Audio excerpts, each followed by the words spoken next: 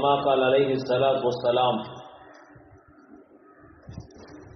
ஆரம்பமாக எல்லாம் வல்ல அல்லாஹ்வை புகழ்ந்து கொள்கின்றேன். அல்ஹம்துலில்லாஹ். எமது உயிரிலும் மேலான ஸல்லல்லாஹு அலைஹி வஸல்லம் அவர்கள் மீதிலும், அன்னாரை தொடர்ந்தவர்கள் பின்துயர்ந்தவர்கள் அனைவர்கள் மீதும் சாந்தியும் சமாதானமும் உண்டாவதாக. அல்லாஹு தஆலா இந்த மஜ்லிஸை பொருந்திக் கொள்வானாக. தீனுடைய கவலையோடு மஸ்ஜிதுக்கு சமூகம் அளித்திருக்கின்ற உங்களுக்கு அல்லாஹ் ரஹ்மத்தும் பரக்கத்தும் செய்வானாக. அன்புக்குரிய தாய்மார்களே, சகோதரிகளே, அல்லாஹு தஆலா அல் குர்ஆனில் ஆண்களுடைய விடயங்களை பேசுவதைப் போல சில பெண்மணிகளுடைய விஷயங்களையும் அல்லாஹ் தஆலா பேசியிருக்கிறான். அல்லாஹ் தஆலா அல் குர்ஆன்ல மரியம் அலைஹிஸ்ஸலாம் அவர்களை பற்றி கிட்டத்தட்ட 34 இடங்களில் அல்லாஹ் தஆலா பேசியிருக்கிறான். மரியம் அலைஹிஸ்ஸலாம் அவர்களுடைய வாழ்க்கை பற்றி அல்லாஹ் தஆலா பேசியிருக்கிறான். அவர்களுடைய இறையச்சத்தை பற்றி அல்லாஹ் தஆலா பேசியிருக்கிறான். ஹவ்வா அலைஹிஸ்ஸலாம் அவர்களை பற்றி அல்லாஹ் தஆலா அல் குர்ஆனில் சூசகமாக அல்லாஹ் தஆலா பேசியிருக்கிறான். ஃபிர்அவுனுடைய மனைவி ஆசியா நாயகி அவர்களை பற்றி அல்லாஹ் தஆலா குர்ஆனில் பேசியிருக்கிறான். மூசா அலைஹிஸ்ஸலாம் அவர்களுடைய தாயை பற்றி அல்லாஹ் தஆலா குர்ஆனில் பேசியிருக்கிறான். மரியம் அலைஹிஸ்ஸலாம் அவர்களுடைய உம்மா இம்ரான் அவர்களுடைய மனைவி அவர்களை பற்றியும் அல்லாஹ் தஆலா குர்ஆனில் பேசியிருக்கிறான். நீங்கள் குர்ஆனை படித்துக்கொண்டு குர்ஆனை நீங்கள் ஓதிக்கொண்டு போற நேரத்தில் சூரத்துல் நிசாவை பாருங்கள். அது அல்லாஹ் தஆலா ஒரு பெண்ணை, அல்லாஹ் தஆலா பெண்கள் என்ற ஒரு சூறாவிலே ஒரு சூறாவை இறக்கி அல்லாஹ் தஆலா அதிலே பெண்களுடைய விஷயங்களையும் அல்லாஹ் தஆலா பேசியிருக்கிறார்.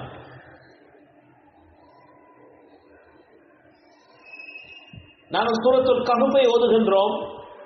அதை ஓதி முடித்தவுடன் அல்லாஹ் தஆலா மரியம் என்ற சூறாவை ஆரம்பித்து அதுல மரியம் அலைஹிஸ்ஸலாம் அவர்களுடைய விஷயங்களையும் அல்லாஹ் தஆலா பேசியிருக்கிறார்.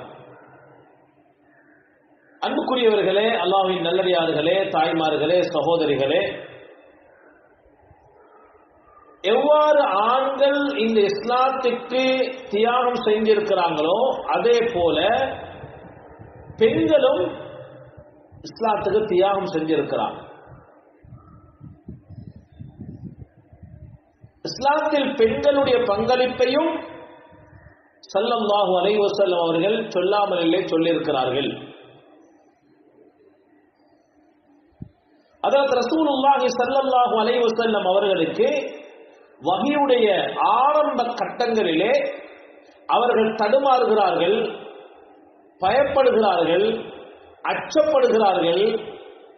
அந்த கார் ஹிரால் இருந்து ஸல்லல்லாஹு அலைஹி வஸல்லம் அவர்கள் வீட்டுக்கு வந்தவுடன் தன்னுடைய மனைவியை பார்த்து சொல்கிறார்கள், ஜம்மிலூனி ஜம்மிலூனி, என்னை போற்றுங்கள் போற்றுங்கள், நான் குளிராக இருக்கிறேன் என்று சொன்னவுடன் ஹஜ்ரத் ஹதீஜா ரலியல்லாஹு அன்ஹா அவர்கள் ரசூலுல்லாஹி ஸல்லல்லாஹு அலைஹி வஸல்லம் அவர்களுக்காக தன்னுடைய முழு வாழ்க்கையையும் தியாகம் செஞ்ச அந்த பெண்மணி ஒரு பெரிய ஆறுதலாக இருந்திருக்கிறார்கள்.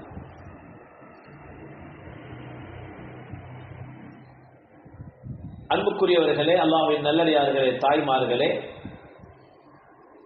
இஸ்லாத்தில் பெண்களுடைய பகுதி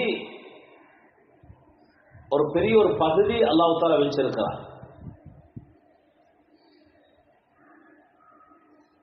என்ன பெண்கள் என்கிறவர்கள் இந்த உலகத்தில் அவர்களை தன்னுடைய தேவைக்கு மற்றும் பயன்படுத்தி விடக்கூடிய ஒரு சமூகமாக இன்றைக்கு உலகத்தில் வாழ்கிறவர்கள் பயன்படுத்துகிறார்களே தவிர அவர்கள் எவ்வளவு இஸ்லாத்தில் பாதுகாக்கப்பட வேண்டியவர்கள், அவர்கள் இஸ்லாத்தில் எவ்வளவு முக்கியமானவர்கள், இஸ்லாத்துக்கு எவ்வளவு தியாகம் செய்திருக்கிறார்கள் என்ற விஷயங்கள் எல்லாம் பேசப்படுவது ரொம்ப குறைவு. அன்புக்குரிய தாய்மார்களே, சகோதரிகளே, சில சம்பவங்கள் இருக்கிறது, எங்களுடைய மார்க்கத்தில் நடந்த சில சம்பவங்கள் இருக்கிறது. இந்த சம்பவங்கள் வாசிச்சு கொண்டு படிச்சு கொண்டு போற நேரத்தில் அல்லாஹ் சில பெண்களை வச்சு எங்களுக்கு ஈமான படிச்சு தாரான், இஸ்லாத்தை படிச்சு தாரான். ஃபிரௌனுக்கு ஒரு மகள் இருந்தான். இந்த மகளுடைய தலையை வாடுறதுக்காக வேண்டி ஒரு பெண்மணியை நியமிச்சிருந்தான் ஃபிரௌன். அந்த பெண்மணிக்கு பேர் சொல்லப்படுகிறது மாஷித்தா என்று பேர் சொல்லப்படுது. ஆனால் மாஷித்தா என்று சொன்னால் முடிவாடக்கூடியவள், தலை பார்க்கக்கூடியவள், அதுதான் அர்த்தம். ஆனால் அந்த பெண்ணுடைய பேர் ஃபாத்திமா. சில உலமாக்கள், சில தஃப்சீருடைய, சில முஹத்திஸீன்கள் தஃப்சீருடைய உலமாக்கள் சொல்றாங்க அந்த பெண்ணுடைய பேர் ஃபாத்திமா. அவன் அந்த பெண்ணுடைய வேலையே ஃபிரௌனுடைய மகளுடைய தலையை வாடுறதுதான். அதனால்தான் மாஷித்தா என்று பேர் வந்துச்சு. இந்த பெண்மணி ஃபிரௌனுடைய மாளிகைக்குள்ள இருந்து இஸ்லாத்தோட வாழ்ந்தாள், முஸ்லிமாக வாழ்ந்தாள். ஆனா யாருக்கும் அது காட்டிக்கொள்ள முடியாத ஒரு சூழல். அந்த பெண்மணி தன்னுடைய மார்க்கத்தை, தன்னுடைய இஸ்லாத்தை, அல்லாஹ் ரப்பா ஏற்றுக்கொள்ள இருக்கிற அந்த விஷயத்தை மறைச்சு வாழ்ந்து கொண்டிருந்தார். ஒரு நாள் இந்த பெண்மணி ஃபிரௌனுடைய மகளின் தலையை வாரிக்கொண்டிருக்கிற நேரம் அந்த பெண்மணியுடைய கை தவறி அவளுடைய கையில் இருந்த அந்த சீப்பு அப்படியே கீழே விழுகிறது. உடனே அந்த பெண்மணி பிஸ்மில்லா என்ற பெயரை சொல்கின்றார், அல்லாஹ்வுடைய பெயரை சொல்றார். ஃபிரௌனுடைய மகள் இந்த மாஷித்தா என்ற பெண்மணி கிட்ட கேட்கிறா, நீ இப்ப சொன்ன பேர் என்ன வாப்பட பேர் தானே, அபி என்ன வாப்பட பேர் தானே என்ற ஃபிரௌன் அவன் சொல்லிக் கொண்டிருந்தான், நான் தான் ரப்பு, நான் தான் இறைவன் என்று சொல்லிக் கொண்டிருந்தவன். பிஸ்மில்லா என்ற பெயரை சொல்ற நேரம் அந்த ஃபிரௌனுடைய மகள் கேட்கிறா, அதை என்ன வாப்பட பேர் தான் நீங்க சொன்னீங்க. ஈமானுக்கு சோதனை. உயிருக்கு பயந்து, தொழிலுக்கு பயந்து என்ன செய்ய முடியாது, பொய்ய சொல்ல இயலாது. அந்த மாஷித்தா என்ற அடிமை பெண், அந்த மாஷித்தா என்ற வேலை செய்யக்கூடிய அந்த பெண்மணி என்ன சொன்னாள் என்றால், அவ சொன்னா, உறுதியாகவே சொன்னாள், வகாலத் பிகுல்லி யகீனின், உறுதியாகவே சொன்னாள், ரப்பி அல்லாஹ், அது ஏந்த அல்லாஹ், ஏந்த இறைவன் அல்லாஹ். அவருடைய மகள் கேட்டா, நீங்க பிஸ்மில்லான்னு சொன்னீங்க தானே, அது என்ன வாப்பா தானே, அதை என்ன வாப்பாவை தான் நீங்க நினைச்சு சொன்னீங்க. இல்ல இல்ல இல்ல, உங்களோட வாப்பா என்ற இறைவன் அல்ல, என்ற இறைவன் அல்லாஹ் என்று சொன்னான். அன்புக்குரிய தாய்மார்களே, சகோதரிகளே, இந்த ஃபிரௌனுடைய மகள் இந்த செய்தியை கேட்டு உடனே ஃபிரௌனிடத்தில் வந்து இந்த செய்தியை சொல்ல, ஃபிரௌன் அந்த மாஷித்தா என்று சொல்லக்கூடிய அந்த தலையை வாரக்கூடிய அந்த பெண்மணியை அழைத்து கேட்கிறார், நீ அல்லாஹ் என்று சொல்கின்றாய், அப்படி என்றால் நீ ஒருவனை ஏற்றுக்கொண்டு இருக்கிறாயா, நீ அல்லாஹ் என்ற ஒருவனை நீ வணங்குகிறாயா என்று சொன்ன நேரத்தில் அவன் சொன்னான், ஆம், என்னுடைய இறைவன் அல்லாஹ், நான் அவனைத்தான் வணங்குகிறேன், அவனைத்தான் ஈமான் கொண்டிருக்கிறேன். ஃபிரௌன் சொன்னான், அப்படி என்ன நீ மதம் மாறிடு, என்னே நீ ஏத்துக்கோ, நான் தான் இறைவன், என்னே ஏத்துக்கோ. அந்த நேரத்திலும் ஃபிரௌனுடைய முன்னுக்கால, அரசனுக்கு முன்னுக்கால, எஜமானுக்கு முன்னுக்கால அந்த பெண்மணி சொல்றா, அந்த மாஷித்தா என்ற பெண்மணி சொல்றா, சத்தியமாக என் உசுறு போனாலும், என் உயிர் பிரிஞ்சாலும் நான் ஒன்னே ரப்பாக ஏற்றுக்கொள்ள மாட்டேன், ஏந்த இறைவன் அல்லாஹ். ஃபிரௌனுக்கு கோபம் வந்துச்சு, தாங்க முடியாத ஒரு கோபம் ஏற்பட்டு தன்னுடைய ஏனைய வேலைக்காரவங்களுக்கு சொன்னான், நீங்க நெருப்பை பத்த வச்சு ஒரு பானையை வச்சு அது சுடு தண்ணியை வைங்க, அது சுடு தண்ணி ஆகட்டும், நல்லா கொதிக்கட்டும். அன்புக்குரிய தாய்மார்களே, சகோதரிகளே, நாங்க எங்களோட பிள்ளையோட எவ்வளவு இரக்கமா இருப்போம், எவ்வளவு பாசமா இருப்போம். ஒரு காய்ச்சல் வந்தா தாங்க இயலாது, ஒரு புண்ணு வந்தா தாங்க இயலாது. 2 நாளைக்கு பேசாம படுக்கையில இருந்தா நாங்க அழுகுறோம், பிறல்றோம், கத்துறோம், சரியான சஞ்சலம் பண்றோம். நான் நினைக்கிறேன் இந்த இடத்துல பேர பிள்ளைகளை கண்டவங்க வந்திருப்பீங்க. உங்களோட பேர பிள்ளைக்கு, பேர மகனுக்கு, மகளுக்கு ஏதாவது காய்ச்சல் என்றா, ஏதாவது தடுமல் என்றா, ஏதாவது சுகம் இல்லைண்டா உங்களுக்கு தாங்க இயலாது. நீங்க வேலை செய்யறீங்க, குடும்பம் செய்யறீங்க, வைத்தியசாலையில் போயிட்டு இருக்கிறீங்க, இரக்கமா பேசுவீங்க, அன்பாக பேசுவீங்க. அன்புக்குரிய தாய்மார்களே, சகோதரிகளே, ஒரு தாயுடைய முன்னால ஃபிரௌன் சொல்றான், இந்த பிள்ளைகள், இந்த மாசித்தாவுடைய பிள்ளைகள் ஒவ்வொருத்தரையாவும் நீங்க கொண்டு வந்து இந்த சுடு தண்ணியில போடுங்க. அல்லாஹ் அக்பர். ஒரு புள்ள போடப்பட்டுச்சு, அப்படியே சுடு தண்ணீர் வெந்து அப்படியே மௌத்தாகிறான். 2வது புள்ள போடப்பகுது, சுடு தண்ணீர் வெந்து அப்படியே மௌத்தாகிறான். 3வது புள்ள போடப்பகுது, அப்படியே போடப்பட்டு வெந்து மௌத்தாகிறான். இன்னொரு புள்ள கூட்டின்னு வார அந்த புள்ள கைப்புள்ள. இப்ப இந்த மாசித்தா என்ற பெண்ணுக்கு கொஞ்சம் தடுமாற்றம் ஏற்பட்டுச்சு. இந்த சின்ன புள்ள எப்படி அப்பா இந்த சுடுதானில போடுற, கொஞ்சம் கவலை ஏற்பட்டு பின்னோக்க ஆரம்பிச்ச நேரத்துல அந்த சின்ன பொம்புல அந்த புள்ள பேச ஆரம்பிக்குது. அந்த உம்மாவை பார்த்து சொல்றா, யா உம்மா இஸ்பிரி ஃபஇன்னகி அலல் ஹக். உம்மா, நீங்க பொறுமையா இருங்க, நீங்க இப்ப நடக்கிற எல்லா விஷயங்களையும் ஏற்றுக்கோங்க, நிச்சயமாக நீங்க ஹக்கில் இருக்கிறீங்க. சின்ன புள்ள பேசுது. வரலாறு சொல்லுது 3 பிள்ளைகள் அல்லது 4 பிள்ளைகள் தான் கைக்குழந்தைகள் பேசி இருக்கிறாங்களாம். கைக்குழந்தைகளை பேசின 3 அல்லது 4 பிள்ளைகள். அதுல ஒன்று ஈசா அலைஹிஸ்ஸலாம் கைக்குள்ளே பேசினாங்க. 2வது யூசுப் அலைஹிஸ்ஸலாம் அவர்கள் குற்றவாளி இல்லை என்று நிரூபிப்பதற்காக அல்லாஹ் தஆலா ஒரு குழந்தையை பேச வச்சார். 3வது ஜுரைத் என்று சொல்லக்கூடிய ஒரு இபாதத்தாளி, வணக்கசாலி, இவர் குற்றமற்றவர் என்று நிரூபிப்பதற்காக அல்லாஹ் தஆலா ஒரு குழந்தையை பேச வச்சார். 4வது இந்த மாசித்தாவுடைய பிள்ளை. உம்மா பார்த்து சொல்லுது, யா உம்மா இஸ்பிரி ஃபஇன்னகி அலல் ஹக். நீங்க பொறுமையா இருங்க, நீங்க உண்மையில் இருக்கிறீங்க. இப்ப உம்மா குஜார் வந்துச்சு. அந்த புள்ளையும் போடப்பட்டா, அந்த புள்ளையும் சுடுதண்ணில வெந்து அப்படியே மௌத்தாகிறான். அந்த மாசித்தா என்ற பெண்ணிட்ட கேட்கிறா, நீ இந்த அல்லாஹ்வை வணங்குறதிலிருந்து, அல்லாஹ்வை ஈமான் கொள்றதிலிருந்து நீ விட்டுவிடு, நான் உனக்கு பாதுகாப்பு தருகின்றேன், நான் உன்னை விட்டு விடுகின்றேன். அந்த பெண்மணி சொன்னார், இது போல எத்தனை குழந்தைகள் இருந்தாலும், எத்தனை உயிர் இருந்தாலும், நான் அல்லாஹ்வை தவிர வேற யாரையும் நான் ஏறெடுத்தும் பார்க்க மாட்டேன், ஈமான் கொள்ள மாட்டேன். அந்த பெண்ணும் அந்த சுடு தண்ணீரை போட்டு அவவும் மௌத்தாகிறான். சுப்ஹானல்லாஹ்.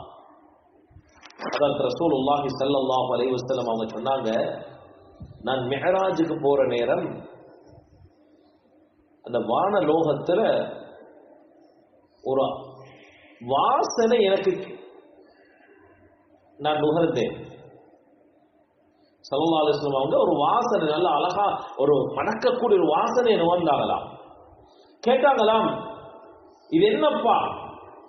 ரசூலுல்லாஹி ஸல்லல்லாஹு அலைஹி வஸல்லம் அவங்களுக்கு சொல்லப்பட்டுச்சாம், ஹாதிஹி ராயிஹத்தும் மாசித்தத்து பின்த் ஃபிர்அவுன் வ அவுலாதிஹிமா. இது யாருடைய வாசனை என்றால், ஃபிர்அவுனுடைய மகளுடைய தலையை வாரிய அந்த மாசித்தா என்று அழைக்கப்பட்ட அந்த பாத்திமாவுடைய ஜனாசாக்களின் மூலமாக ஏற்படுகின்ற வாசனையும், அந்த பெண்ணுடைய பிள்ளைகள் மூலமாக ஏற்படுகின்ற வாசனையும் என்று ஹஜ்ரத் ரசூலுல்லாஹி ஸல்லல்லாஹு அலைஹி வஸல்லம் அவங்களுக்கு விளக்கம் சொல்லப்பட்டதாம். அன்புக்குரியவர்களே, அல்லாஹ்வின் நல்லடியார்களே, தாய்மார்களே, எவ்வளவு தியாகம் செஞ்சிருப்பாங்க. இந்த மார்க்கத்துக்காக வேண்டி தன்னுடைய பிள்ளைகளை விட்டுக் கொடுத்தார்கள், தன்னுடைய உயிரை விட்டுக் கொடுத்தார்கள். தீன் தான் முக்கியம், மார்க்கம் தான் முக்கியம். மார்க்கத்துக்கு தியாகம் செய்து இந்த தீனை உறுதியாக காட்டினார்கள். இன்னைக்கு சும்மா யோசிச்சு பாருங்க, ஜொப்புக்காக வேண்டி எத்தனையோ பொம்பளைகள் மார்க்கத்தை விடுறாங்க, மகரம விடுறாங்க, தொழுகை விடுறாங்க. யோசிச்சு பாருங்க பாவம், இன்னைக்கு எத்தனை பெண்களுடைய ஜொப் செய்யக்கூடிய எத்தனை பெண்களுடைய தொழுகைகள் வீண்.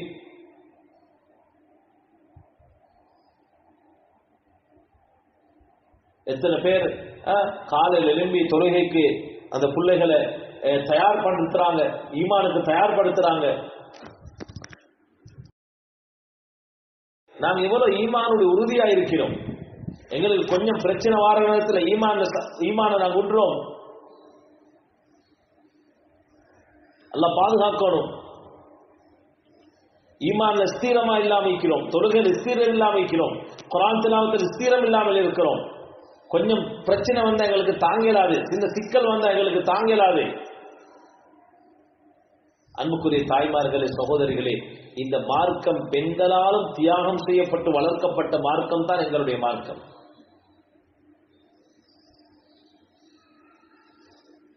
எந்த சோதனை வரட்டும், எந்த பிரச்சனை வரட்டும், ஒரு நாளும் நாங்கள் ஈமானை இழந்துவிடக் கூடாது, நபியுடைய சுன்னத்துகளை இழந்துவிடக் கூடாது. இன்னைக்கு யோசிச்சு பாருங்க, எத்தனை கல்யாண வீடுகள்ல எங்கட பெண்கள் ரசூலுல்லாஹ்வுடைய சுன்னத்தை பின்பற்றாங்க, மார்க்கத்தை பின்பற்றாங்க. ஸல்லல்லாஹு அலைஹி வஸல்லம் அவங்க ஒட்டுமுடி வைக்கும் பெண்களை சபித்து இருக்கிறார்கள். கண்ணுடைய புருவத்தை வலிக்கக்கூடிய பெண்களை சபித்து இருக்கிறார்கள். இதெல்லாம் இன்னைக்கு ஃபேஷனா மாறிச்சு எங்க சமூகத்துல. இதெல்லாம் ஒரு இப்படி ஒன்று இல்லாட்டி நாங்க வாழ்ந்து வேலையில் என்று சொல்லக்கூடிய அளவுக்கு பெண்கள் மோசமான ஒரு நிலைமைக்கு இருக்கிறாங்க. அல்லாஹ் பாதுகாக்கணும். அன்புக்குரிய தாய்மார்களே, எங்களுடைய ஈமான உறுதியாக வச்சுக்கொள்ளணும். என்ன பிரச்சனை வந்தாலும் சரி, அல்லாஹ்வை மட்டும் தான் நான் ஈமான் கொண்டிருக்கிறேன். எவ்வளவு பிரச்சனை வந்தாலும் சரி, நான் ஒரு நாளும் தொழுகை விட மாட்டேன். எத்தனை பேர் ஒவ்வொரு நாளும் குர்ஆன் ஓதுறோம். எங்க வாழ்க்கையில சுன்னத்தான நோன்புகள் பாலாகி விட்டது. வீட்டில குர்ஆனுடைய சத்தங்கள் எல்லாம் ஒன்றுமே நீ கேட்கவில்லை. எத்தனை பேர் ஹதீஸ்ல ஹதீஸுடைய விஷயங்கள் ஆசையா படிக்கிறோம். எத்தனை ஊர்கள்ல பயான்களுடைய ஏற்பாடுகளை செஞ்சாலும் பெண்களுடைய வருகைகளை பார்த்தா அதிலே அந்த தேவையுள்ள வளமைய வாராக்கள் தான் வாராங்க. அன்புக்குரியவர்களே, அல்லாஹ்வின் நல்லடியார்களே, நாங்க தியாகம் செய்யணும். எங்க மார்க்கத்துக்கு தியாக உணர்வு உள்ளவளா இருக்கணும். அல்லாஹ் எங்கள்கிட்ட கேட்பான், நீ மார்க்கத்துக்கு என்ன செஞ்சு இருக்கிறாய்?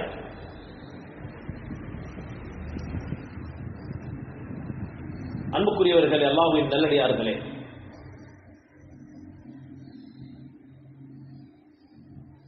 நீங்க வரலாறு கொஞ்சம் பிரட்டி பாருங்க, இஸ்லாத்துடைய வரலாறுகளை கொஞ்சம் பிரட்டி பாருங்க. இந்த பூமியில ரசூலுல்லாஹி ஸல்லல்லாஹு அலைஹி வஸல்லம் அவர்களுடைய இந்த வருகைக்கு பின்னால முதலாவது ஷஹீதாக்கப்பட்டது ஒரு பெண்மணி, சுமையா ரலியல்லாஹு அன்ஹா. அவங்க எப்படி ஷஹீதாக்கப்பட்டாங்க எங்களுக்கு நினைச்சு பார்க்க இயலாத அளவு. எங்க உடம்புல ஒரு ஊசி குத்திப்பட்டா எங்களுக்கு தாங்க இயலாது, ஒரு காய்ச்சல் வந்தா எங்களுக்கு தாங்க இயலாது, ஒரு தலைவலி வந்தா எங்களுக்கு தாங்க இயலாது. எவ்வளவு மருந்து செய்யறோம், எவ்வளவு செலவழிக்கிறோம். சுமையா ரலியல்லாஹு அன்ஹா அவங்க, அபூ ஜஹல் அல்லாஹ் அவனுக்கு லஅனத்தை ஏற்படுத்தி விட்டான். அவன் எப்படி அந்த பெண்மணியை நோயினை செஞ்சான்டா, அன்புக்குரிய தாய்மார்களே, சகோதரிகளே, வரலாறு இப்படி ஒரு சம்பவம் நடந்திருக்காது.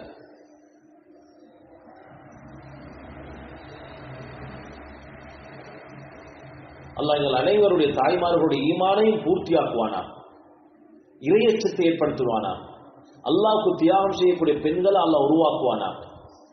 அன்புக்குரிய தாய்மார்களே, சகோதரிகளே, அந்த பெண்மணியுடைய மர்மஸ்தானத்தில் ஒரு ஈட்டி எடுத்து குத்தி தான் சுமையா ரலியல்லாஹு அன்ஹா வஃபாத்தானா. எவ்வளவு பெரிய தியாகம்! ஏன் வஃபாத்தானாங்க? அபூ ஜஹல் சொன்னா, நீ இஸ்லாத்தை விடு, நீ மார்க்கத்தை விடு, முஹம்மது ஸல்லல்லாஹு அலைஹி வஸல்லம் இவருடைய பேச்சை கேட்காதே. சுமையா ரலியல்லாஹு அன்ஹா அவங்க சொன்னாங்க, இல்ல அவ அடிமை பெண் அந்த சுமையான்றவர். இன்னைக்கு பாருங்க வரலாறு பேசிக்கொண்டே இருக்குது. அவனுக்கு பேரை கேட்ட நாங்க துஆ செய்றோம். ஈமானுடைய உணர்வை எங்களுக்கு விளங்கப்படுத்திட்டு போனாங்க.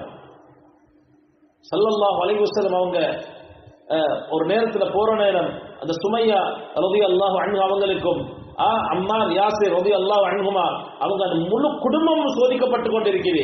அபூ ஜஹில் வேதனை செஞ்சு கொண்டிருக்கிறான். ரசூலுல்லாஹி ஸல்லல்லாஹு அலைஹி வஸல்லம் அவங்க என்ன தெரியுமா சொன்னாங்க?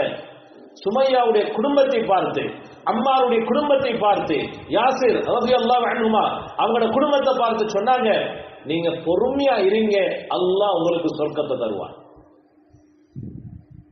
உடையில இஸ்லாத்தை உடையில நாங்க ஈமானோட மௌத்தாகுவோம், நாங்க இஸ்லாத்தோட தான் மௌத்தாகுவோம். எங்களை வெட்டினாலும் சரி, எங்களை அறிஞ்சாலும் சரி, எங்களோட உரிமைகள் பறிக்கப்பட்டாலும் சரி, எங்களோட உடைமைகள் பறிக்கப்பட்டாலும் சரி, எங்களோட பிள்ளைகள் வஃபாத்தானாலும் சரி, எங்களுடைய கணவரை கொலை செய்தாலும் சரி, நாங்க இஸ்லாத்தை விட்டும் போக மாட்டோம். அப்படிப்பட்ட உறுதியாக இருந்தவர்கள் தான் அந்த சஹாபா பெண்மணிகள். பொறுமையாக இருந்திருக்கிறார்கள். பொறுமை என்பது ஒரு பெண்ணுக்கு மிகப்பெரிய ஒரு அழகை ஏற்படுத்தும், மறந்துடாதீர்கள். பொறுமை, வெட்கம் பெண்களிடத்தில் இருக்க வேண்டிய மிக முக்கியமான அம்சம். எந்த பெண்ணிடத்தில் பொறுமையும் எந்த பெண்ணிடத்தில் வெட்கமும் இல்லையோ அந்த பெண்கள் குடும்ப வாழ்க்கையை சரியாக வாழ மாட்டார்கள். பொறுமை இருக்கணும். இன்னைக்கு குடும்ப வாழ்க்கையில பொறுமை இருக்கணும். கணவரால பிரச்சனை வார நேரம் பொறுமையா இருக்கணும். தீனோட சில சோதனைகள் வார நேரத்தில் பொறுமையா இருக்கணும். வெட்கத்தோட வாழணும். சொன்னாங்க ஸல்லல்லாஹு அலைஹி வஸல்லம் அவங்க, எந்த யாரிடத்துல வெட்கம் இல்லையோ அவங்க வேண்டியது செஞ்சு கொள்வாங்க. இன்னைக்கு பாருங்க எத்தனை பெண்கள் டிக்டாக்லையும் பேஸ்புக்லையும் இன்னைக்கு வீடியோக்களை பெண்கள் பயான் செய்யக்கூடிய அளவுக்கு மாறிச்சு இன்னைக்கு உலகம். அலங்காரங்கள் செஞ்சு கொண்டு இனிமையான குரல்களை வெளிப்படுத்திக் கொண்டு பக்குவமாக வாழ்ந்த ஒரு காலத்துல ஒரு காலம் இருந்துச்சு. இன்னைக்கு அந்த சூழலை பார்க்க முடியாத ஒரு நிலைமை.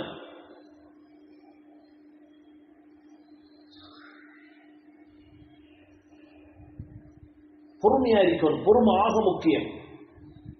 தீனுடைய விஷயத்திலையும் அல்லாஹ் சோதிப்பான், துன்யாவுடைய விஷயத்திலையும் அல்லாஹ் சோதிப்பான்.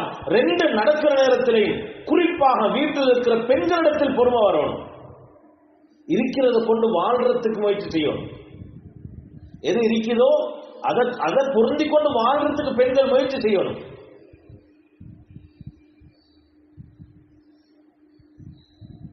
இன்னைக்கு முந்தியுள்ள காலத்தை போல இல்லை. இன்னைக்கு எல்லாமே மெஷின்.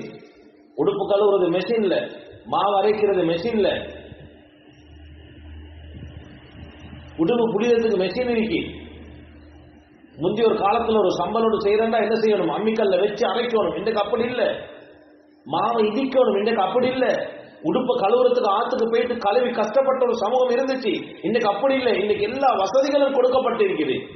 அந்த காலத்துல பெண்மணிகளுக்கு வசதி இருக்கல்ல, ஆனா வெட்கத்தோடு வாழ்ந்தார்கள். அந்த காலத்துல பெண்களிடத்துல வாய்ப்புகள் வசதிகள் இருக்கல்ல, ஆனா பொறுமையாக வாழ்ந்தார்கள். இன்னைக்கு எல்லாமே வசதி செய்து கொடுக்கப்பட்டிருக்கிறது. ஃபேனுக்கு ஃபேன், ஏசிக்கு ஏசி, மெத்த வீடுகள், மாபல் குடிச்சி, குசுநீர் அவங்களுடைய சமையலறை வீட்டுக்குள்ளே இருக்குது, அவங்களோட மனசுல கூட வீட்டுக்குள்ளே இருக்குது. எல்லா வசதிகளும் கொடுக்கப்பட்டிருந்தும் இன்னைக்கு பெண்கள்கிட்ட வெட்கமும் பொறுமையும் இல்லாம போச்சு. எங்களோட சமூகம் அப்படியே மாறிச்சு. வெட்கத்தை பழக்குங்க சகோதரர்களே, சகோதரிகளே. உங்களோட பிள்ளைகளுக்கு வெட்கத்தை கற்றுக் கொடுங்க.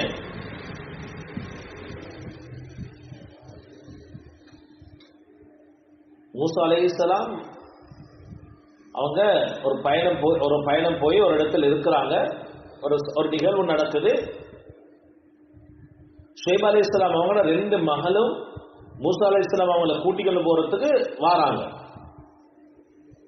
அல்லாஹ் சொல்றான், அந்த பெண்மணி எப்படி தெரியுமா வந்தாவா? தம்ஷி அலஸ்தியா, வெட்கத்தோட தான் வந்தாவா.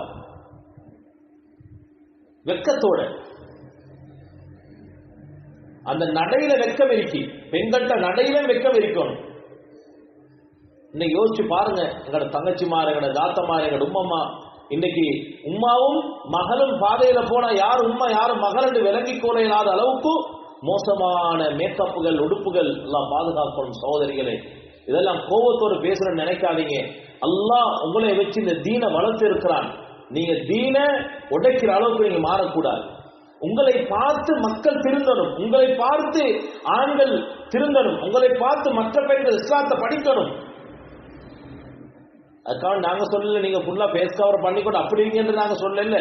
அது நீங்க அது உங்களுக்கு என்ன எப்படி வழிகாட்டப்பட்டீங்க அப்படி நீங்க செய்யுங்க. ஆனா உடுக்கிற உடுப்பு முந்தி சாரியோட எவ்வளவு பக்குவமா உடுத்தாங்க, அந்த பக்குவம் இன்னைக்கு ஹபாயா உடுக்கிற பெண்கள்கிட்ட கூட இல்லை.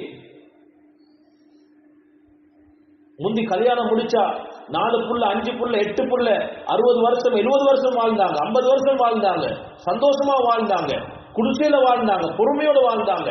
இன்னைக்கு அப்படி இல்லை. சின்ன பிரச்சனை, சின்ன வறுமை வந்தாவே இன்னைக்கு சண்டை பிரச்சனை, பொறுமை இல்லை இன்னைக்கு பெண்களுக்கு. அன்புக்குரியவர்களே, அல்லாஹ்வின் நல்லடியார்களே, தாய்மார்களே, கட்டாயமாக எங்களோட மார்க்கத்தில் நாங்க பொறுமையை படிக்கணும். எங்களோட மார்க்கத்தில் நாங்க வெட்கத்தை படிக்கணும். ஒரு காலத்துல இருந்தாங்க பெண்கள் நேரத்தோடு எழும்புவாங்க, தஹஜ்ஜுல எழும்புவாங்க, வீட்டுல தியாகம் செய்வாங்க, தாய்மார்கள் தியாகம் செய்வாங்க, எல்லா வேலைகளையும் செஞ்சுட்டு கணவர் எழுப்பி மஸ்ஜிதுக்கு அனுப்புவாங்க, பிள்ளைகள் எழுப்பாட்டி பாடசாலைகளுக்கு அனுப்புவாங்க. ஆனா இன்றைக்கு பெண்கள் எழுப்புறது 5 மணி 6 மணி எல்லாம் தாண்டி 7 8 மணி வரை காட்டி, சில வீடுகள்ல பாடசாலை இல்லாத நாட்கள்ல எழும்புறது 9 10 மணி வரை காட்டி. அன்புக்குரிய தாய்மார்களே, சகோதரிகளே, ஸல்லல்லாஹு அலைஹி வஸல்லம் அவர்கள் சில பெண்களுக்கு துஆ செஞ்சாங்க. இந்த ஹதீஸை நல்லா விளங்குங்க சகோதரிகளே, இந்த ஹதீஸை நல்லா மனனம் செய்து கொள்ளுங்கள் சகோதரிகளே, தாய்மார்களே. ஸல்லல்லாஹு அலைஹி வஸல்லம் துஆ செஞ்சாங்க, ரஹிமல்லாஹு இம்ரஅத்தன், ஒரு பெண்ணுக்கு அல்லாஹ் ரஹ்மத் செய்வானா. யார் செஞ்ச துஆ? உயிரிலும் மேலான ஸல்லல்லாஹு அலைஹி வஸல்லம் அவர்கள் பெண்களுக்கு செஞ்ச துஆ. ரஹிமல்லாஹு இம்ரஅத்தன், ஒரு பெண்ணுக்கு அல்லாஹ் ரஹ்மத் செய்வானாக. அது எப்படியாப்பட்ட பெண் என்றால், காமத் மினல் லைல், தஹஜ்ஜுல எழும்புறா, ஃபஸல்லத் தொழுகுறாங்க, வஅய்கபர் ஜௌஜஹா, தன்னுடைய கணவர் எழுப்பாற்றா. ரஹிமல்லாஹு இம்ரஅத்தன், ஒரு பெண்ணுக்கு அல்லாஹ் ரஹ்மத் செய்வானாக. காமத் மினல் லைல், இரவுல எழும்புறாங்க, தஹஜ்ஜுல எழும்புறாங்க, ஃபஸல்லத் தஹஜ்ஜுடைய தொழுகுறாங்க, வஅய்கல் ஜௌஜஹா, தன்னுடைய கணவரை எழுப்பாற்றுறாங்க. ஃபைன் அபா, கணவர் மறுத்துட்டான்டா, எனக்கு இப்ப எழும்பேலா, சோம்பலா இருக்குது, கொஞ்ச நேரம் தூங்குறேன் அப்படி மறுக்கிறான்டான், நவஹத் ஃபீ வஜ்ஹிஹா அல்மா, அந்த கணவருடைய முகத்துல கொஞ்சம் தண்ணி எடுத்து தெளிச்சு எழும்புங்க, தஹஜ்ஜுடைய நேரம், அல்லாஹ்வுடைய ரஹ்மத் அடிவானத்துக்கு வரக்கூடிய நேரம், எங்களோட பிள்ளைகளுக்கு நாங்க துஆ செய்வோம், எங்களோட உம்மா அப்பாவுக்கு நாங்க துஆ செய்வோம், அல்லாஹ்க்கு நன்றி செலுத்துவோம் என்று பெண்கள் தன்னுடைய கணவர்மாருக்கு எழுப்பாட்டக்கூடிய அந்த பெண்களுக்கு அல்லாஹ் ரஹ்மத் செய்வானாக என்று ஹஜ்ரத் ரசூலுல்லாஹி ஸல்லல்லாஹு அலைஹி வஸல்லம் அவர்கள் பிரார்த்தனை செஞ்சிருக்கிறாங்க. யோசிச்சு பாருங்க அன்புக்குரிய தாய்மார்களே, நாங்க எழும்புறோம் சில நேரம், எங்களோட கணவர் வீட்டுல தூக்கம், பள்ளிக்கு அனுப்புறோம் இல்ல, நாங்க எழும்புறோம் தொழுகிறோம், எங்களோட பிள்ளைகள் வீட்டுல தூக்கம், பிள்ளைகள் உற்சாகப்படுத்துற இல்ல. இப்படியாப்பட்ட பெண்களுக்கு இந்த துஆக்கள் கிடைக்குமா? நேரம் காலத்தோடு எழும்புங்கள் பெண்களே, தியாகம் செய்யணும். எங்களோட மார்க்கத்தில் தியாகம் இல்லாமல் அடைவை அடைந்து கொள்ள முடியாது. முன் வாழ்ந்த அந்த பெண்கள் தியாகம் செய்தார்கள், அந்த பெண்கள் தன்னுடைய வாழ்க்கையை அர்ப்பணித்தார்கள், அல்லாஹ்வுடைய பாதையிலே ஜிஹாதுக்கு போய் அங்கு யுத்தம் செய்யக்கூடிய மக்களுக்கு உதவி செய்திருக்கிறார்கள், தன்னுடைய சொத்தை தியாகம் செஞ்சிருக்கிறார்கள். ஆனா இன்னைக்கு அப்படி இல்லை. கொஞ்சம் நேரத்தோடு எழும்பி கணவர் எழுப்பாட்டி ஒரு டீயோட கொடுத்து போங்க பள்ளிக்கு, தஹஜ்ஜுக்கு சுபஹுக்கு போங்க பள்ளிக்கு, மகனை எழுப்பாட்டி எழுமுங்க மகன் எழுமுங்க, ஒரு டீயோட கொடுத்து பிளேட்டியோட கொடுத்து உற்சாகம் அறிங்க போய்த்து வாங்க என்று சொல்றது வழி நடாத்துறது உங்களோட கையில் இருக்கு சகோதரிகளே. நீங்க தான் வீட்டுடைய ராணி. எங்களே குசினிக்கு ஆக்க அனுப்பினா, ஒரு ஆம்பளை ஆக்க அனுப்பினா, நாங்க மனைவிட்ட கேட்கணும், உப்பெங்க வச்சிக்கு, தேங்கங்க வச்சிக்கு, பருப்பெங்க வச்சிக்கு, கொச்சிக்கங்க வச்சிக்கு, கட்டத்தூரங்க வச்சிக்கு நாங்க கேட்கணும். ஆனா உங்களுக்கு கேட்க தேவையில்லை. நீங்க தான் அந்த வீட்டுடைய ராணி, உங்களுக்கு தான் எல்லாம் தெரியும். ஒரு ஆணியும் எங்க வச்சிருக்கிற உங்களுக்கு தான் தெரியும். ஃப்ரிட்ஜில் என்ன இருக்குது உங்களுக்கு தான் தெரியும். அலுமாரில மாப்பிள்ளோட உடுப்பு எங்கேக்கு, மகன் உடுப்பு எங்கேக்கு, மகள் உடுப்பு உங்களுக்கு தான் தெரியும். நீங்க தான் அந்த வீட்டுடைய ராணி, நீங்க தான் அந்த வீட்டுடைய எஜமானி. நீங்க எழுப்பாட்டணும், மகனை எழுப்பாட்டணும், மகளை எழுப்பாட்டணும். இன்னைக்கு நிறைய பெண்கள் வீட்டுல தொழுகிற நேரத்தை பார்த்தால் சுப்ஹானல்லாஹ், துஹருடைய நேரம் 12 உதாரணமா 12:05 பாங்கண்டால், அசருடைய நேரம் 3:30 கண்டால், துஹருடைய நேரம் எப்ப தெரியுமா தொழுற 3:20 25 தான் தொழுற. லாஸ்ட் டைம்ல தொழுறாங்க. வீட்டுல பழக்குங்கள். சுபஹுடைய நேரத்தில் பாங்கு சொல்லப்பட்டால் உங்களுடைய மகனை அழைத்து நீங்கள் இமாம் ஜமாத் செய்யுங்கள். இந்த எத்தனை வீட்டுல பெண்கள் இமாம் ஜமாத் செய்யறாங்க. 3 பேர் 4 பேர் 5 பேர் 6 பேர் பெண்கள் இருக்கிறாங்க. ஆனா தனித்தனியே தான் தொழுறாங்க. லுஹருடைய பாங்கு சொன்னாவே தொழுறதுக்கு முயற்சி செய்யுங்க. அசருடைய பாங்கு சொன்னாவே தொழுறதுக்கு முயற்சி செய்யுங்க. மக்ரிபுடைய பாங்கு சொல்லிட்டாங்களா, இஸ்லா வரக்காட்டி மிக்கவானம், உடனே அந்த ஆரம்ப நேரத்திலே தொழணும். ஏன் குர்ஆன் சொல்லுது, இன்ன ஸலாத்த கானத் அலல் முஃமினீன கிதாபன் மவ்கூதா, நிச்சயமாக தொழுகை என்பது முஃமின்களுக்கு நேரம் குறிப்பிடப்பட்டிருக்கிறது. இது ஆண்களுக்கு மட்டுமல்ல, பெண்களுக்கு உரித்தானது. அன்புக்குரிய தாய்மார்களே, சகோதரிகளே,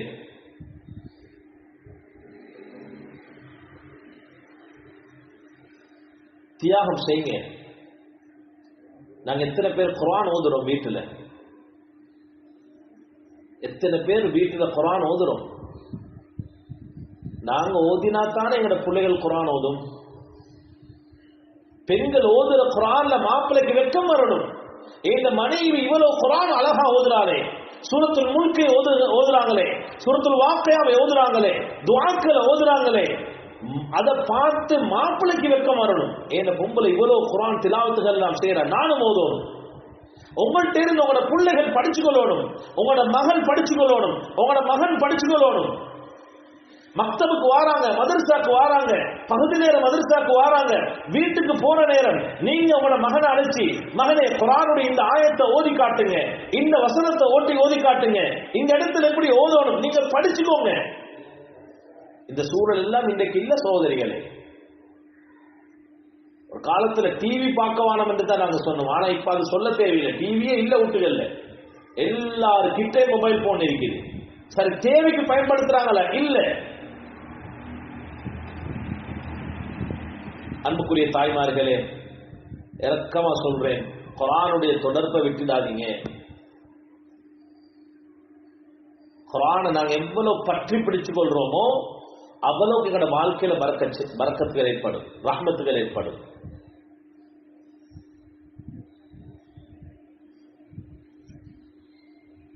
காத்தாங்குடி இருந்து ஒரு ஜமாத் வந்தாங்க நாங்க இங்க மஸ்ஜிதுக்கு. அதுல வந்த ஒரு அமீர் சாப் சொன்னாரு, ஒரு பொம்புல தன்னுடைய மகனை மதரசாக்கு போட்டு இருக்கிறார். போட்ட நேரம் அந்த மகன் 15 ஜுஸு ஓதுறத்தோட ஒரு நோய் வந்து அந்த மகன் மௌத்தாகிறான். மதரசால இருந்து வைத்தியசாலைக்கு அனுப்பி அங்க மௌத்தாகிறான், காய்ச்சலோடு வந்து. உம்மாக்கு கவலை என்னண்டா, இந்த மகன் ஹாபிஸா மௌத்தாக இல்லையே. உம்மாக்கு கவலை. 15 ஜூஸ் தான் பாடமாக்கி இருக்கிறார். என்ன தெரியுமா சொன்னாங்க, அந்த பெண் 2 வருஷத்துக்குள்ள என் மகன் ஆசையோடு மதரசாக்கு போனான், குர்ஆனை மனனம் செய்யணும் என்ற தேவையோடு போனான். மாஷா அல்லாஹ். அந்த காத்தாங்குடி ஏரா ஒரு பகுதிகளில் ஒரு நல்ல காட்சிகள் இருக்குது. என்னென்றால் அந்த பெண்களும் கூட தஹஜ்ஜுடைய நேரத்துக்கு அந்த மதரசாக்களுக்கு வந்து ஹிஃப்ஸ் பாடமாக்கிட்டு போவாங்க, குர்ஆனை பாடமாக்குவாங்க. சும்மா கை வச்சு பாருங்க சகோதரிகளே, தாய்மார்களே, எங்களுக்கு குர்ஆன் எவ்வளவு பாடம், நாங்க எவ்வளவு பாடமாக்கிக்கிறோம் குர்ஆன்ல. சூரத்துல் ஃபாத்திஹாவும் குல் சூரத்தும் அத்தஹியாத்தும் நாங்க குர்ஆன் மதரசால எதை பாடமாக்கினோமோ அதுதான் இன்னும் பாடமாக்குறோம்.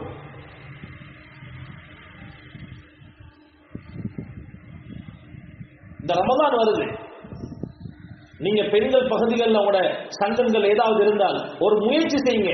இந்த போட்டிகள் வச்சு அந்த மாணவர்களுடைய அந்த ஊர் ஜமாத்தினருடைய அந்த குர்ஆனுடைய விஷயங்களை நீங்க அது போட்டியாக அமைச்சு யார் சூரத்துல் முல்கை பாடமாக்குறாங்களோ, யார் சூரத்துல் வாக்கியாவை பாடமாக்குறாங்களோ அவங்களுக்கு நாங்க ஏதாவது கொடுப்போம் என்ற ஒரு தோரணை ஆரம்பிச்சு இந்த ரமதானை குர்ஆனோடு போறதுக்கு, குர்ஆனை பணப்பாடமாகுவதற்கு நீங்க தியாகம் செய்யுங்கள். நல்ல சந்தர்ப்பம். வாக்கியாவை பாடமாக்கிக் கொள்ளுங்கள், முல்கை பாடமாக்கிக் கொள்ளுங்கள். சூரத்துல் பக்கராவில் தெரிந்த சூறாக்கள் சில ஆயத்துக்களை பாடமாக்கிக் கொள்ளுங்கள், ஆயத்தில் குறிச்சியை பாடமாக்கிக் கொள்ளுங்கள்.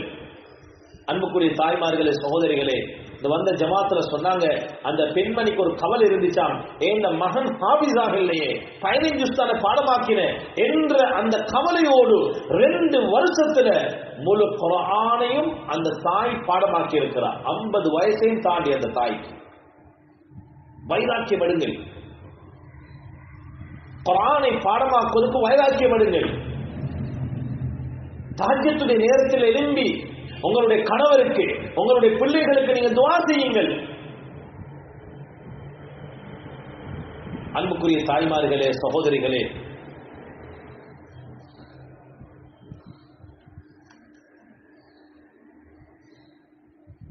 அல்லாஹ் தஆலா எங்கள் அனைவர்களுக்கும் அந்த ஈமானுடைய ருசியை சுவைக்கின்ற பாக்கியத்தை அல்லாஹ் தஆலா நசீபாக்குவானார்.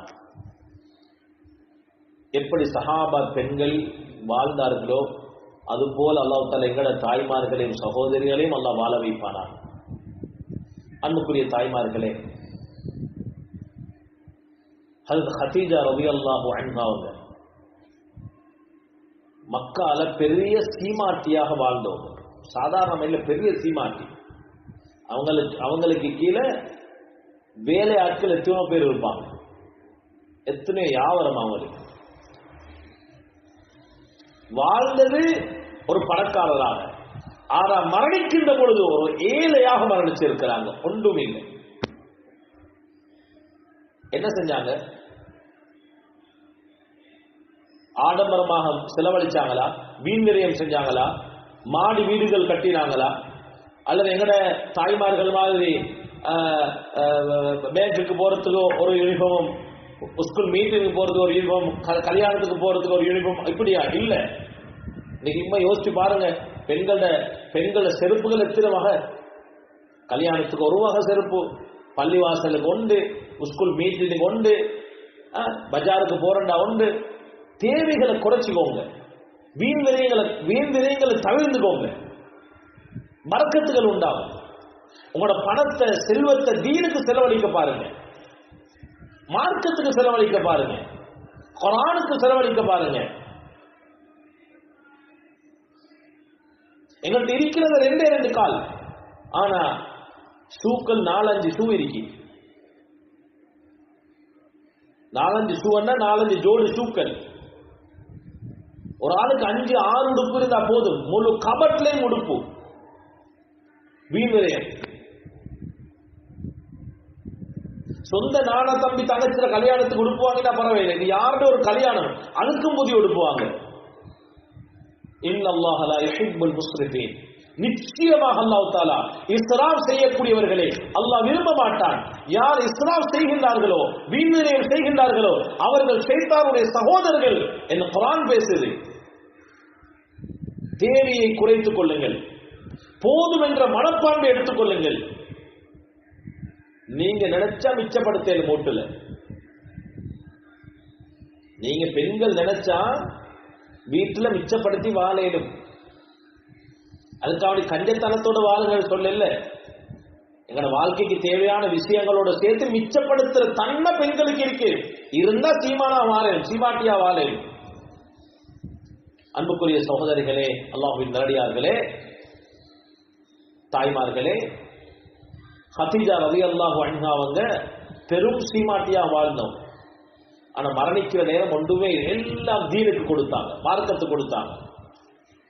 ஹஜ்ரத் ரசூலுல்லாஹி ஸல்லல்லாஹு அலைஹி வஸல்லம் அவங்க சொன்னாங்க, ஹதீஜா ரலியல்லாஹு அன்ஹா அவங்கள பத்தி சிறப்பித்து பேசுற நேரத்துல சொன்னாங்க, ஆமனத் பி இது கஃபரன் நாஸ். மக்கள் என்னை புறக்கணிக்கிற நேரத்திலே ஹதீஜா ரலியல்லாஹு அவர்கள் என்னை ஈமான் கொண்டார்கள், என்னை நம்பினாங்க. வஸத்தகத்னி இதா கذبني الناس, மக்கள் என்னை பொய்ப்பிக்கின்ற நேரம் ஹதீஜா ரலியல்லாஹு அன்ஹா அவங்க என்னை உண்மைப்பித்தார்கள். அடுத்த கட்டமா சொன்னாங்க, வவாசத்னி, எனக்கு என் ஹதீஜா பிமாலிஹா, அவட பணத்தை கொண்டு எனக்கு உதவி செஞ்சாங்க. இதா ஹர்ரமனி அன்னாஸ், மக்கள் என்னை தடுக்கிற நேரத்தில். உங்களுக்கு தெரியும், வரலாறு படிச்சு பாருங்க.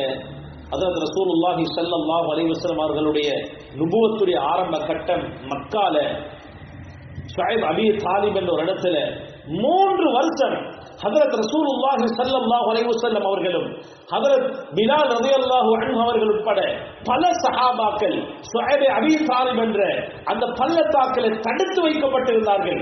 யாரும் அவர்களோடு கொடுக்கல் வாங்கல் செய்ய முடியாது, அவர்களுக்கு யாரும் உதவி செய்ய முடியாது. அந்த கட்டத்தில் கூட ஹஜ்ரத் ரசூலுல்லாஹி ஸல்லல்லாஹு அலைஹி வஸல்லம் அவங்களுக்கு 3 வருஷமாக செலவழித்தது ஹதீஜா ரலியல்லாஹு அன்ஹா அவர்களுடைய செல்வத்தில் இருந்துதான். எப்படி வாழ்ந்திருப்பாங்க சோதிச்சு பாருங்க பாபு.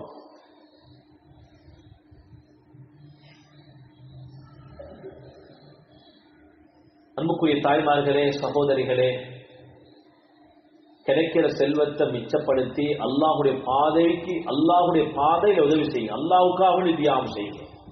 மதரசாக்களுக்கு, மக்தபுகளுக்கு, பள்ளிகளுடைய தேவைகளுக்கு உதவி செஞ்சால் அல்லாஹ் ஒரு நாளும் அதை அல்லாஹ் வீணாக்க மாட்டான். அதனுடைய ரிசல்ட் கிடைக்கும், அதனுடைய பிரதிபலன் அல்லாஹ் கிடைக்காமல் மௌத்தாக்க மாட்டான். அல்ஹம்துலில்லாஹ். நினைக்கிற ஒரு பெரிய ஒரு ஊர், இங்க ஊர்ல இருக்கின்ற ஒரு பள்ளி வாயிலுக்கு ஒரு காணியை வாங்குவதற்கான ஒரு ஏற்பாடை நினைக்கிற நிர்வாகங்கள் செய்வதற்கான முயற்சிகள் செஞ்சு கொண்டிருக்கிறாங்க. பெண்களால் என்ன பங்களிப்பு செய்யுது? பெண்களும் சதகா கொடுக்க வேண்டும், பெண்களும் அல்லாஹ்வுடைய பாதையில் தான தர்மங்கள் செய்யணும்.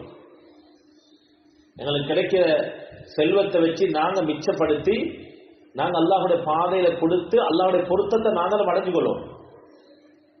ஹதீஸ்ல வருது, ஹஜ்ரத் ஆயிஷா ரலியல்லாஹு அன்ஹா அவங்க காலையில கிடைக்கிறது மாலை வர காட்டி வச்சுக்கொள்ள மாட்டாங்க, எல்லாத்தையும் கொடுப்பாங்க. மாலையில தேவையுடையவர்கள் ஆகுவாங்க, அவங்க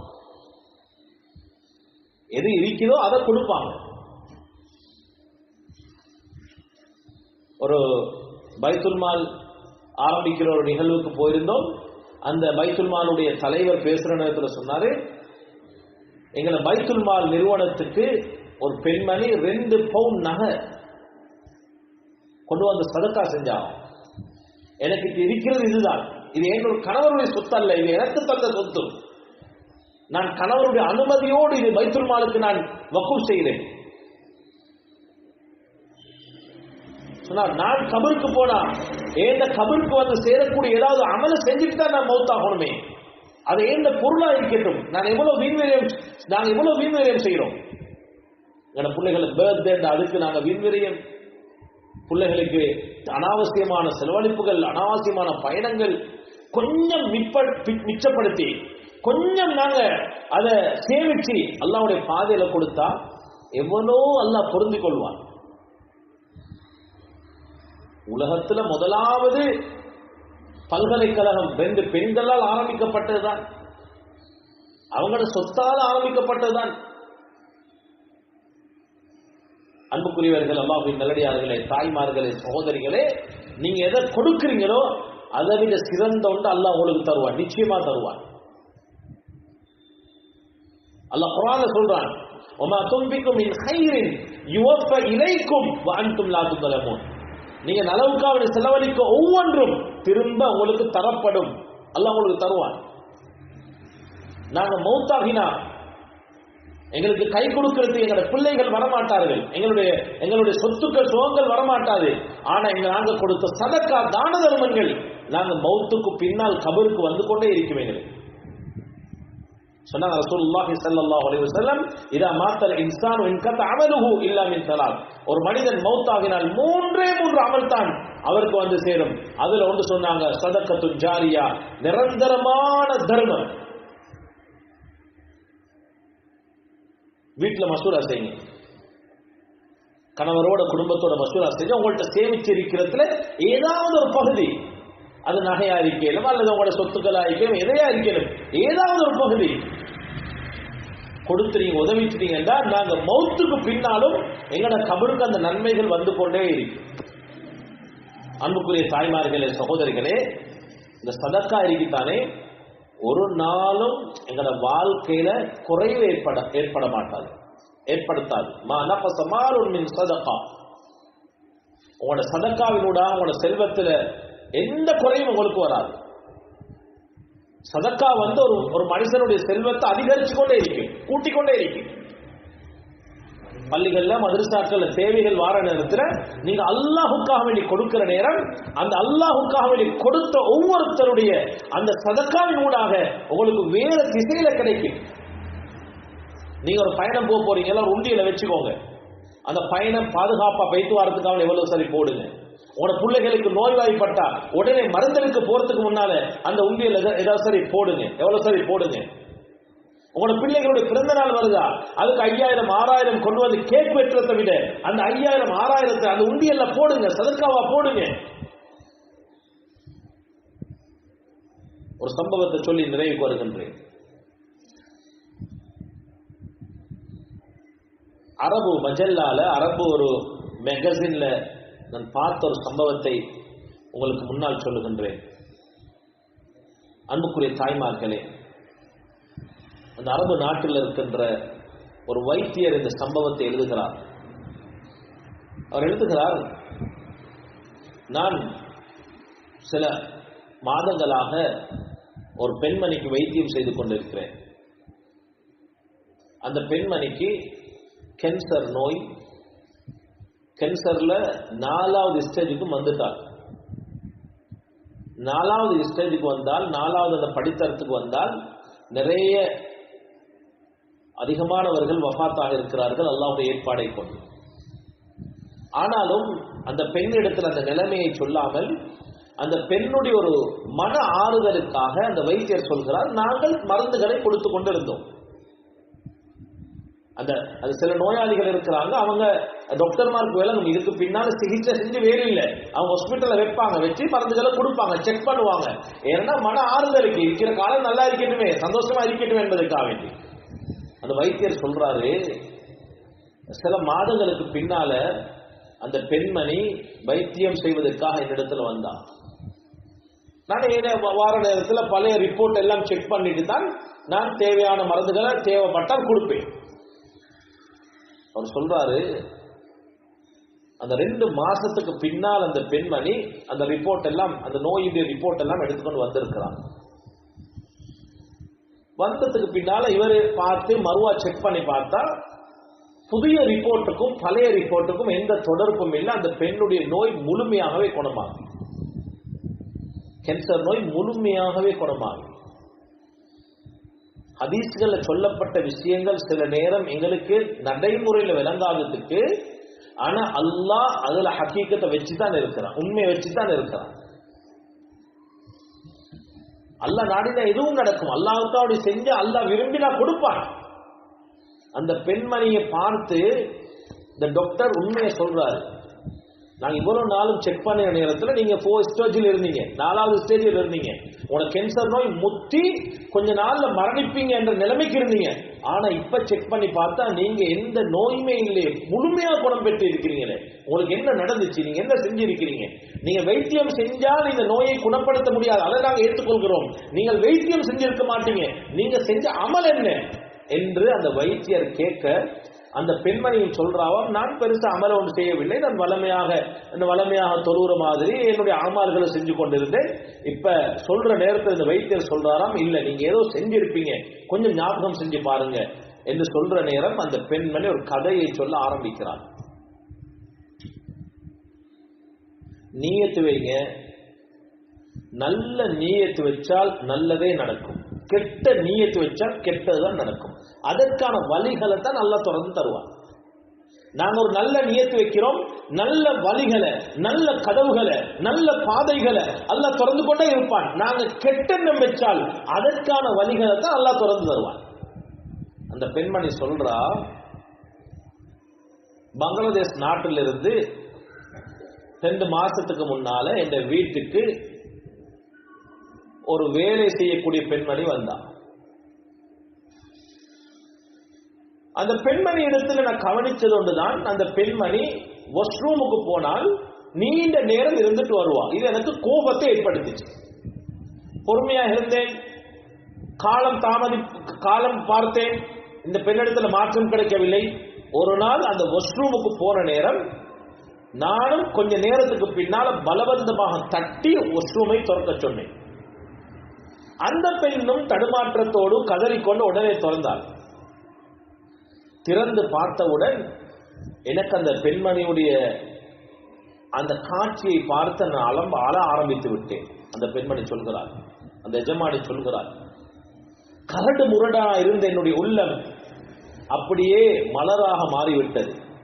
பனிக்கட்டியாக இருந்த என்னுடைய உள்ளம் அப்படியே கரைந்து தண்ணியாக மாறிவிட்டது.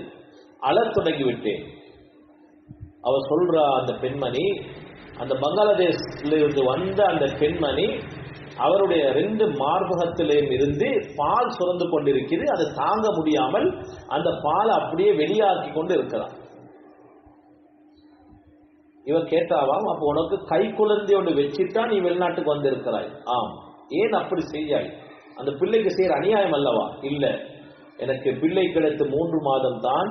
என்னுடைய கணவர் ஒரு விபத்தில சிக்கி 2 கால்களை இழந்து வீட்டிலே இருக்கிறார். என்னுடைய பிள்ளைகள் ஏற்கனவே எனக்கு 3 குழந்தைகள் இருக்கிறார்கள். அந்த குழந்தைகளை பார்த்துக் கொள்வதற்கு என்னுடைய தாயை நான் சாட்டிவிட்டு இந்த பிள்ளைகளை கரை சேர்க்க வேண்டும், இவர்களுக்கு படிப்பு கொடுக்க வேண்டும், சாப்பாடு கொடுக்க வேண்டும், நிறைய செலவுகள் இருக்கிறது. என்னால் இயலுமான ஒரு வேலையை செய்வேன் என்ற எண்ணத்தோடு தான் நான் இங்கே வந்தேன்.